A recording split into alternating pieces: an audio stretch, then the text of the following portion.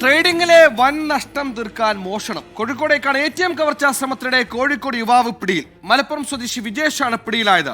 Tile cutter ഉപയോഗിച്ച് ATM തകർക്കാനായിരുന്നു ശ്രമം. Share മാർക്കറ്റിലൂടെ വൻ തുക നഷ്ടമായ പ്രതി പണം കണ്ടെത്താൻ മോഷണ വഴി തെരഞ്ഞെടുക്കായിരുന്നുവെന്നാണ് പോലീസിന് നൽകിയ മൊഴി. 42 ലക്ഷം രൂപയാണ് ഇയാൾക്ക് ട്രേഡിംഗിലൂടെ നഷ്ടപ്പെട്ടത്.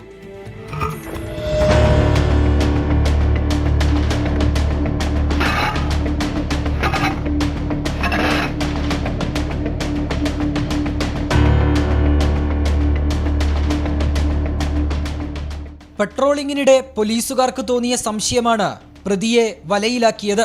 ഷട്ടർ താഴ്ന്ന നിലയിൽ ATM മെഷീൻ ഇരിക്കുന്ന മുറിയിൽ വെളിച്ചം കണ്ടതോടെ ജീപ്പ് നിർത്തി ഉദ്യോഗസ്ഥർ പരിശോധിക്കുകയായിരുന്നു. ഇതോടെയാണ് വലിയൊരു ATM കവർച്ചാശ്രമം ചെറുക്കാനായത്. ആയുധങ്ങൾ ഉപയോഗിച്ച് ATM തകർത്ത് പണം കവരാനായിരുന്നു പ്രതിയുടെ ശ്രമം. ടൈൽസ് കട്ടർ, ഹാമർ, കമ്പിപ്പാര തുടങ്ങിയ ആയുധങ്ങൾ പോലീസ് കണ്ടെടുത്തു. മലപ്പുറം കൊട്ടക്കൽ സ്വദേശി വിജേഷിനെയാണ് പോലീസ് പിടികൂടിയത്. പ്രതിയുടെ CCTV ദൃശ്യം 24 ലഭിച്ചു. ATM കൗണ്ടറിന് നേരെയുള്ള ക്യാമറ പ്രതി തിരിച്ചുവെക്കുന്നത് ദൃശ്യങ്ങളിൽ വ്യക്തമാണ്.